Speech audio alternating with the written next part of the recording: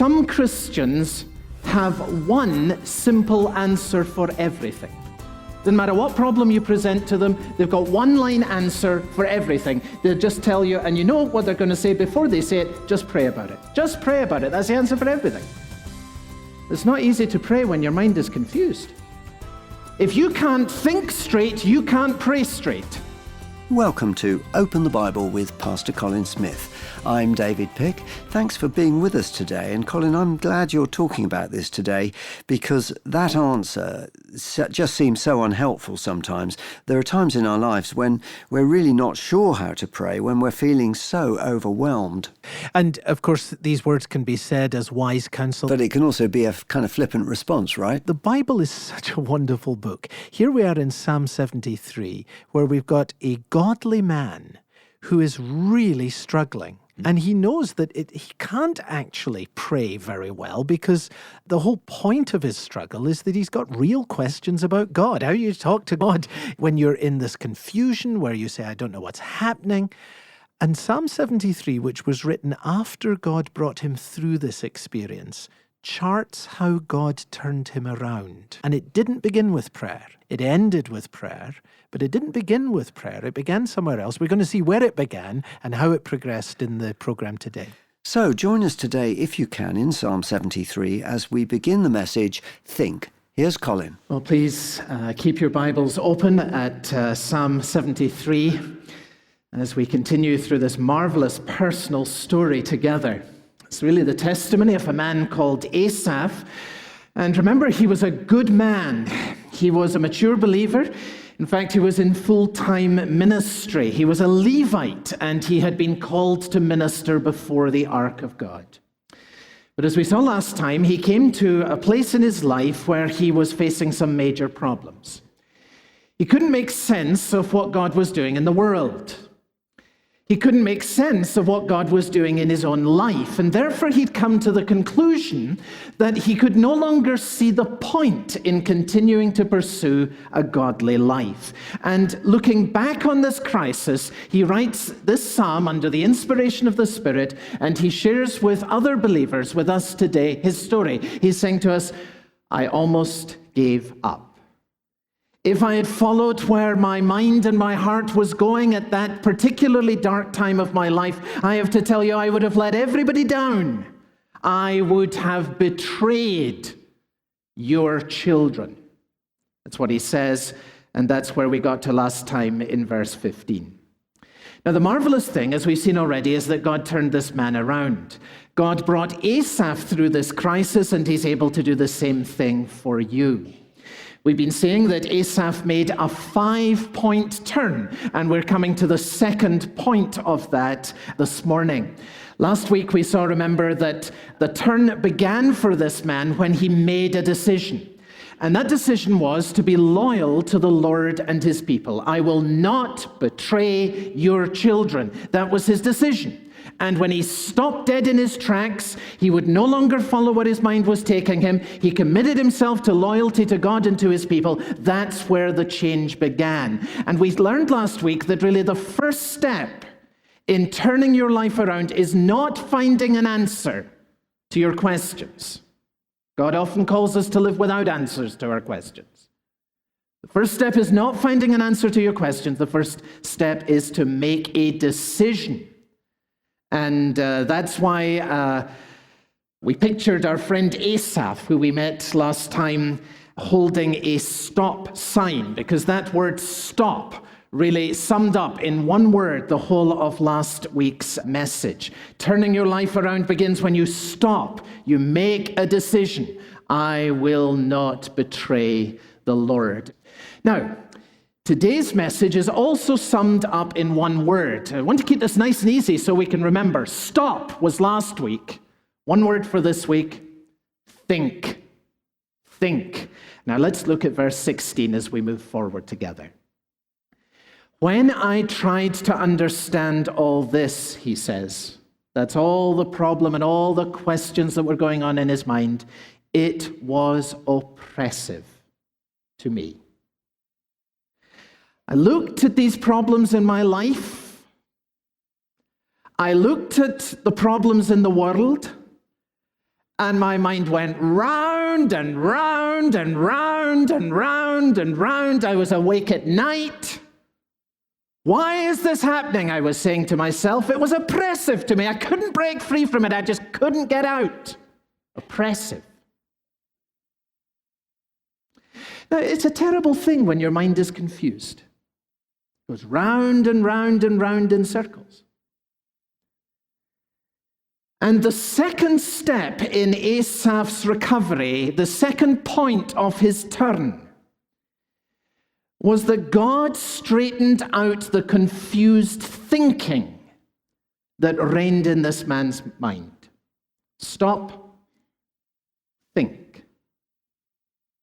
Now, how's that going to happen? How does confused thinking that sometimes reigns in our minds get straightened out? I was helped and intrigued by a comment of Dr. Martin Lloyd-Jones on this. He points out that some Christians have one simple answer for everything. Doesn't matter what problem you present to them, they've got one-line answer for everything. They'll just tell you, and you know what they're going to say before they say it, just pray about it. Just pray about it. Just pray about it. That's the answer for everything. Lloyd-Jones points out, surely rightly, it's not easy to pray when your mind is confused. If you can't think straight, you can't pray straight. So frankly, when someone says to you or says to me at a point when we're really confused, hey, just pray about it, it's not a lot of help, and you know that, and so do I. Well, Asaph's going to tell us what did turn his thinking around. What did bring him to the place where he could pray meaningfully and clearly. I got to tell you, I found this so practical, so helpful in my own life and experience, and my prayer in coming to this today is that God will use this to bring help and encouragement and the straightening out of confused thinking in our minds and in our hearts today. Look at what Asaph says. When I tried to understand all this, it was oppressive to me till I entered the sanctuary of God. Now, Asaph lived at the time of David, and the sanctuary, of course, was the place of worship at that time. Remember, the temple was not built until the days of Solomon, and Asaph's before that time. The sanctuary was where David put the Ark of the Covenant, and the Ark of the Covenant was, of course, a large wooden box that was carried on poles, and by the time of David, it was nearly 500 years old. The significance of the Ark of the Covenant, which of course had been constructed in the time of Moses when the people were in the wilderness, was that this was where God had said he would meet with his people. So when God's people were traveling in the wilderness, now nearly 500 years previously, by the time of Asaph, they carried the ark with them. When they came into the promised land, they carried the ark with them. They came to meet with God when they were in the promised land at the place where David put the ark that was in this tent-like structure called the sanctuary in Jerusalem. Of course, nobody ever saw the ark. You remember that. It was kept behind a curtain. So Asaph didn't actually see it, even although he was called to minister in front of it.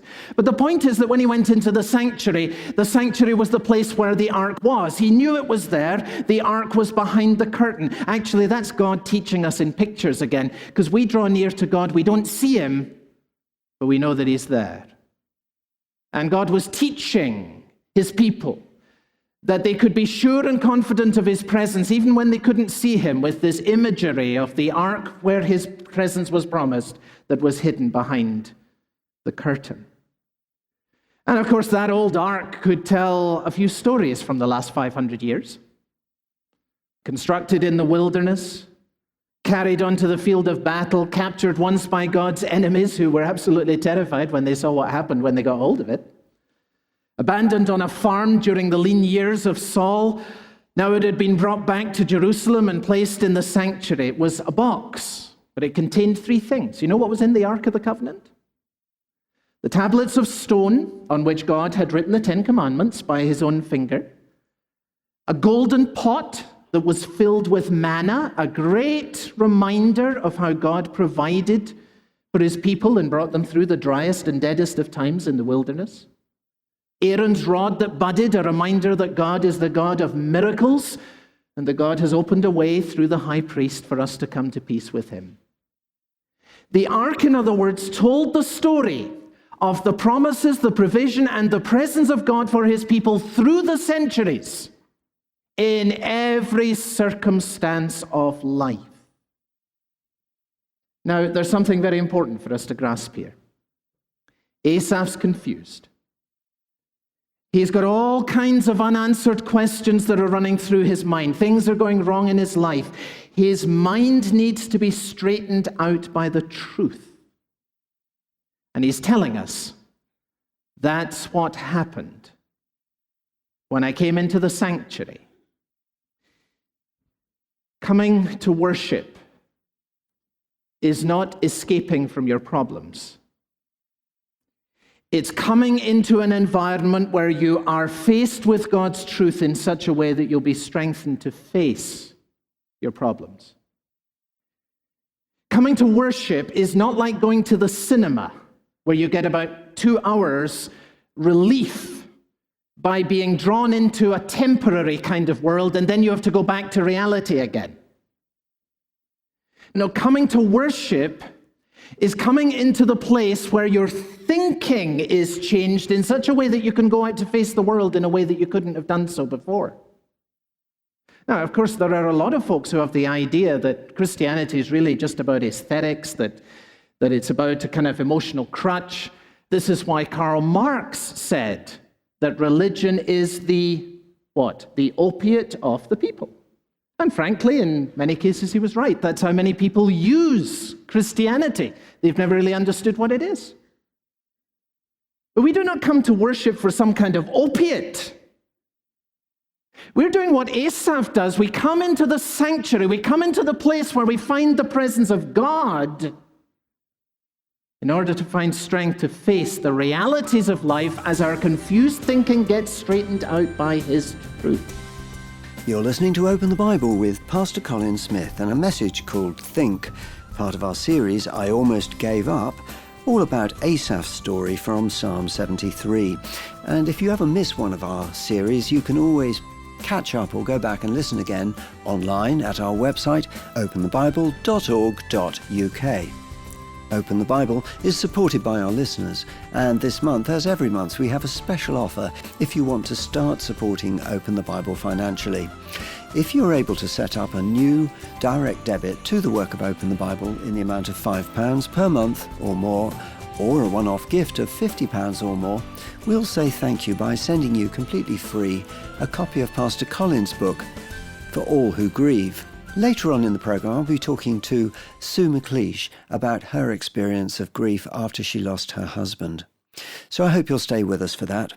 Back to the message now. Here's Colin.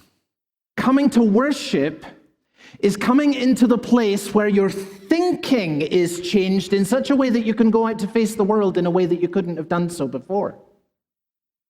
We're doing what Asaph does. We come into the sanctuary. We come into the place where we find the presence of God in order to find strength to face the realities of life as our confused thinking gets straightened out by his truth.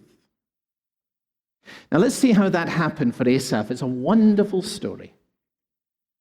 Here's the first thing, that as he came into the sanctuary, what he was doing, of course, was remembering God's truth. That is the significance of the ark. The ark was the reminder that God had been walking with his people for 500 years, and in fact more than that before the time of the ark as well. Here's Asaph, and he's so consumed with these burning questions of what's going on in his own life, he comes into the sanctuary, he sees he's part of something much bigger. God has brought his people through the wilderness. God has kept his people alive in the desert. God brought his people into the land of Canaan and overcame powerful enemies. He has kept his people, he has protected his people, he has guided his people, he has preserved his people, he has sustained his people from generation to generation. And now Asaph comes near to the same ark of God and he takes his place as a worshipper in this great line of succession. And he remembers that this God is now with him. That's life-changing. I want to read a few lines from one of my very favorite authors, James Denney. He says this: "We need the common faith to sustain our individual faith. We need the consciousness of the children of God in all ages to fortify our wavering belief." And then he says, to be at home in the church is to absorb this strength unconsciously. And I love this next bit. It is to be delivered from the shallows and the miseries of a too narrow experience and to be set afloat on the broad stream of Christian conviction which gathers impetus and volume with every generation the saints survive. You see, there's not just your faith, there's our faith. There's not just your experience, there's our experience. There's not just your testimony, there's our testimony. And not just our testimony here in this little capsule of time, but our testimony as part of the testimony of the whole Church of Jesus Christ that's now been going for 2,000 years. You know, it's a great blessing to be part of the body of Christ. There is nothing in your life that God's people have not faced before. There are no questions in your mind that have not been asked before. People have lived and died on the promises of God for 2,000 years. No testing, says the Apostle Paul, has come to you except that which is common to man. There's nothing unique about your pain or mine.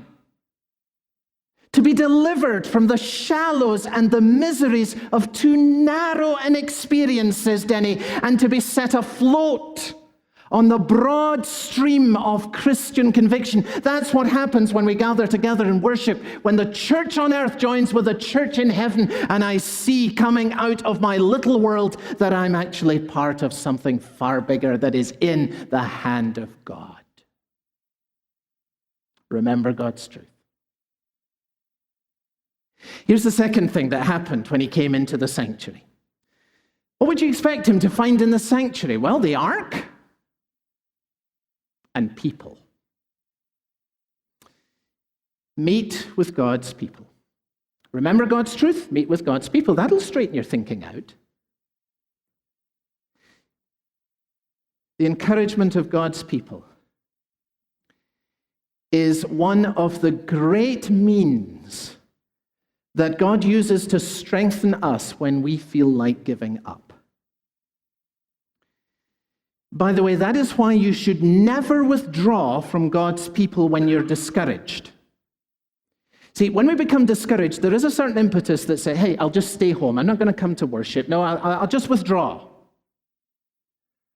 And isolation is your greatest danger when you're discouraged. You need others around you. We all do. And Asaph does the right thing. He not only goes to a sanctuary where he finds the presence of the ark that speaks to him of God's faithfulness over generations, he comes to the place where he's going to meet with others who share the same faith and are able to encourage and strengthen one another in God. God will use his people to bring strength and encouragement to you. And sometimes that will happen in the most unexpected of ways. Let me speak personally. Let me tell you how God blessed me last Sunday. Dick Bender. Dick's one of our senior members. He's been through very extensive surgery. He's a man of extraordinary courage. Last Sunday, we just finished the third service. I had my coat on, was about to head out through the main entrance there, head off home. Got to the front door of the church, and Dick was there with his stick, about to leave. I hadn't seen him or spoken to him for quite a while. I said how good it was to see him at church after all that he'd been through. And he made some comment about just keep pressing on. I held the door for him, said goodbye, and walked across the car park. And here's what I was thinking.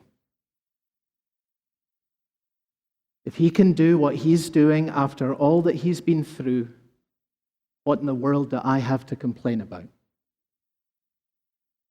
Actually, I think God was speaking to me through Dick. And he knew nothing about it. The truth is, I've thought about him 4 or 5 times in the last week. I've thanked God for his testimony. And I've drawn encouragement from the example of a man who just keeps struggling on, who wants to be here in worship despite great difficulties. He loves Christ and he just keeps pressing on. So I'll tell you, I'm really glad that Dick made the effort to come to church last Sunday. I don't know what it did for him, but I know what he did for me. An encouraging word there from Colin, that we can come right into God's sanctuary as we begin to get our lives back on track.